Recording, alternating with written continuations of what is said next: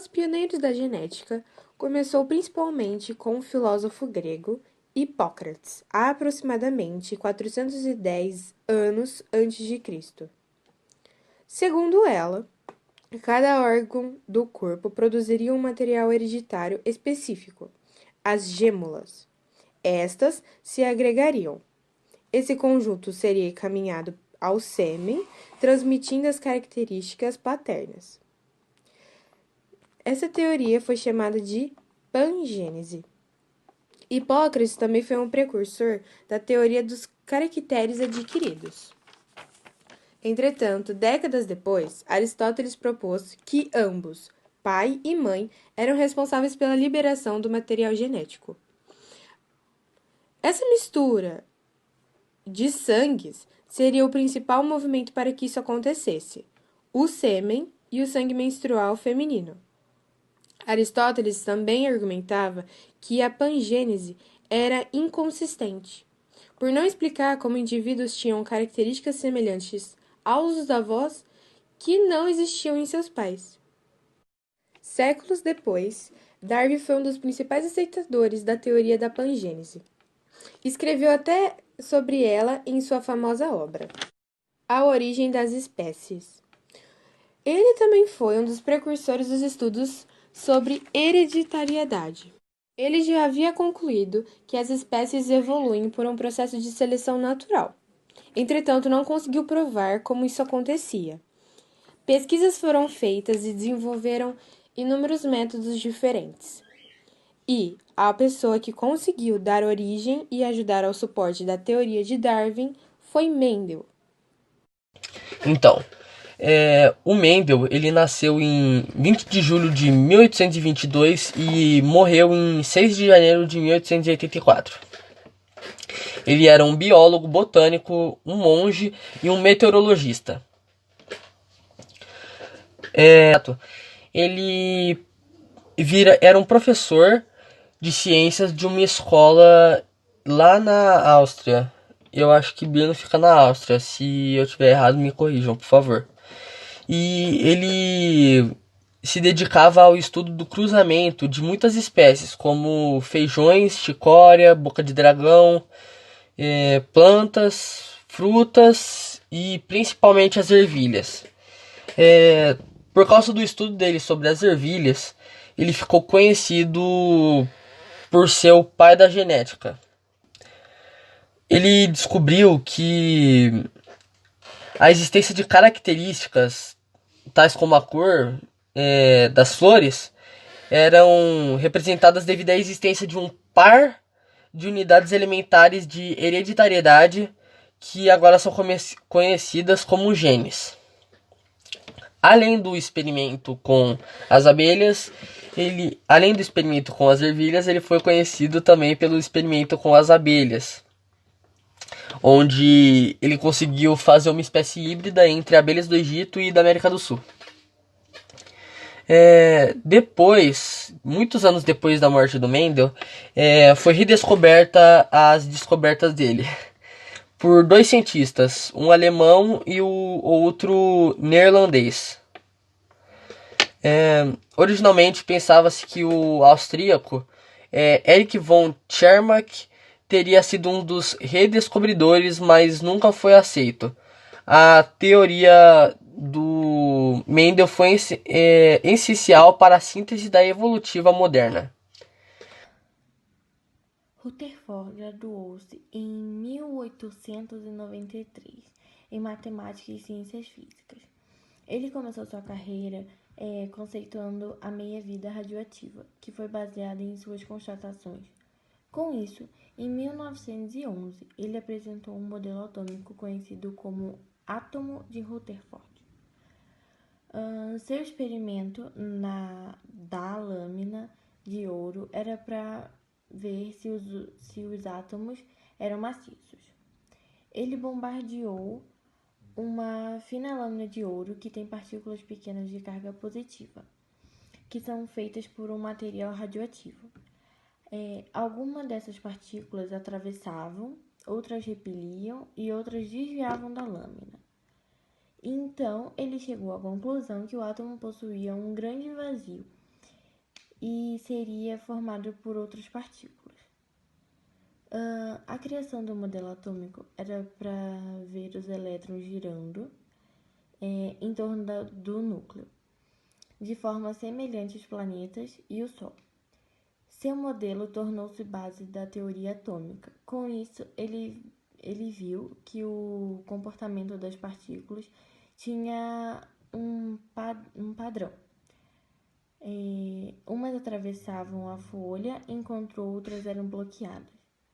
Ele chegou à conclusão que tinha muitos espaços vazios e o centro do átomo era um padrão. Umas atravessavam a folha, enquanto outras eram bloqueadas. Ele chegou à conclusão que tinha muitos espaços vazios e o centro do átomo era menor.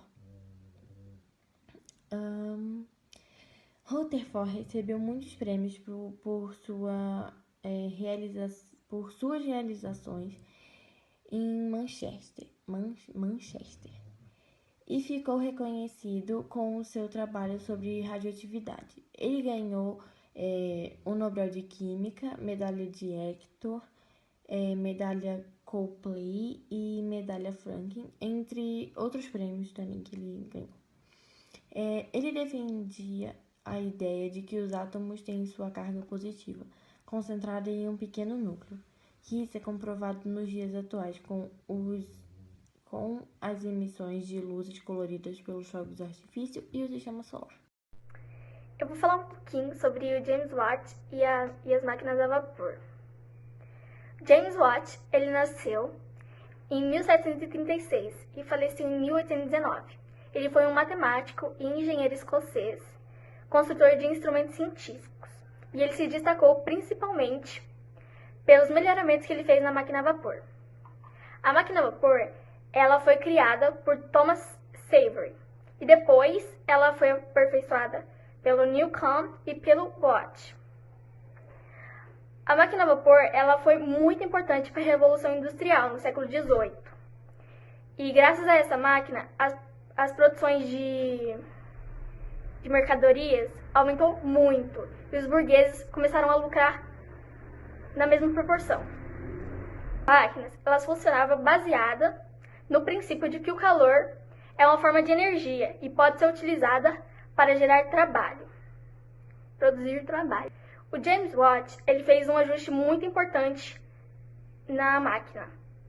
Ele colocou um condensador separado usado no cilindro principal e acrescentou uma câmara ao motor. Com essas modificações, o Watt e os motores a vapor passaram a movimentar as primeiras locomotivas, barcos, fábricas, além de fundições em minas de carvão, que foram a base da Revolução Industrial. Ou seja, a máquina a vapor e James Watt foram muito importantes para a Revolução Industrial. Com a criação dessa máquina, houve uma melhora na expansão industrial moderna. A primeira máquina a vapor é bem antiga. Surgiu por volta do ano 100, feita por Heron em Alexandria. Ela se iniciou como um brinquedo que ficava girando assim. Ele é uma esfera que tem... É uma esfera com lados assim, ó. Ele é assim, desse jeito. A ponta dos bracinhos, digamos que é um bracinho da esfera, ele é adicionado um para cada lado. Um fica assim, outro fica assim. Com a água dentro, temos o forninho embaixo, que aquece e transformando a água em vapor.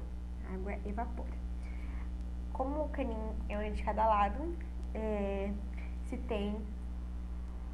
ele sai para os lados opostos, o vapor sai para os lados opostos, fazendo a circunferência.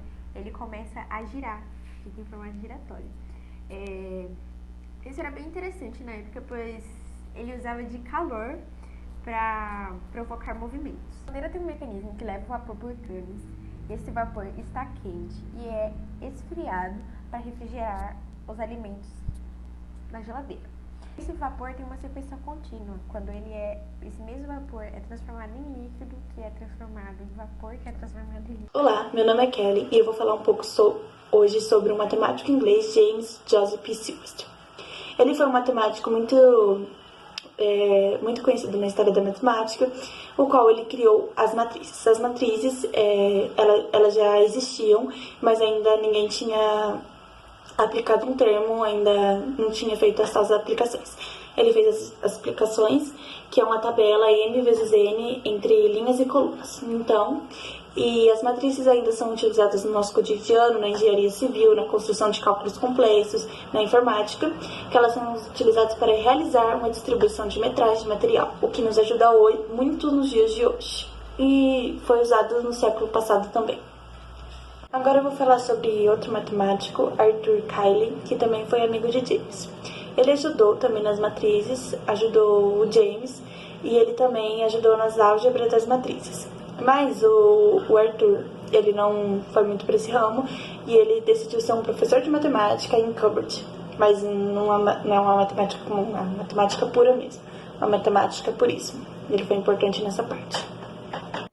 Falando sobre Joseph James Sylvester, ele foi o primeiro a usar o termo matriz para indicar uma tabela retangular de números, e ele fez isso em 1850. Mas por que matriz? Porque tinha relação com o local onde algo se cria, segundo ele. Um bloco retangular de termos, o que não representa um determinante, mas é como se fosse a matriz a partir da qual podemos formar vários sistemas de determinantes, ao fixar o número P e escolher à vontade P' e P colunas. Apesar dele ter criado as matrizes em 1850, foi só 8 anos depois, com Cayley, em um de seus trabalhos, que foi divulgado esse nome, e se iniciou a demonstrar a utilidade das matrizes.